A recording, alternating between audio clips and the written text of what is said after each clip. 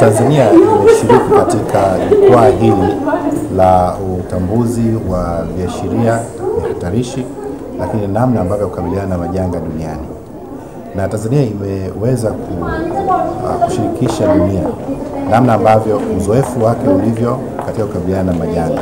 Tanzania imekuwa na uzoefu mkubwa sana namna ambavyo tunakabiliana na majanga ndani ya nchi yetu, lakini wakati mwingine namna ambavyo tumesaidia hata majirani zetu kukabiliana na majanga. Uzoefu ni mkubwa kwa maeneo mbalimbali, majanga ya maporomoko ya matope kwa mfano kule Hanang, lakini vile vile maporomoko ya majengo na wakati mwingine mafuriko. Kwa hiyo haya yote namna ambayo tumekabiliana nayo imesaidia sisi kuweza kuwaonyesha dunia uzoefu mwingine kutoka katika eneo la Afrika.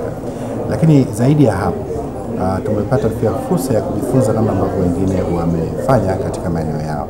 Lakini misingi mikubwa ambayo imetengenezwa na serikali kuanzia katika kuweka sera, mifumo, lakini vile mikakati na namna ambavyo tunashirikisha jamii imeweza kuvutia sana wadau mbalimbali kujifunza kutoka nchini kwetu. Tunaelekea katika kuhakikisha kwamba tunakuwa na kituo cha umahiri namna ya kukabiliana na majanga Tanzania. Hili tunataka kulifanya na wenzetu wako tayari kushirikiana na sisi, lakini vile kuja kujifunza kwetu namna ambavyo tumeweza kufikia hatua hii. Serikali imejenga kituo cha kufuatiliaji wa mwenendo wa majanga pale katika mji wa serikali Mtumba, na hii ni hatua kubwa sana. Si nchi nyingi za Afrika au Afrika Mashariki ambao wameweza kufikia hatua hii. Kituo hiki kinatusaidia kutabiri namna ambavyo ukubwa wa majanga, lakini vile namna ambavyo yatafika, na hivyo inasaidia namna ya kupanga namna tunaweza kukabiliana nayo. Ni kituo kikubwa na kizuri sana na cha kisasa.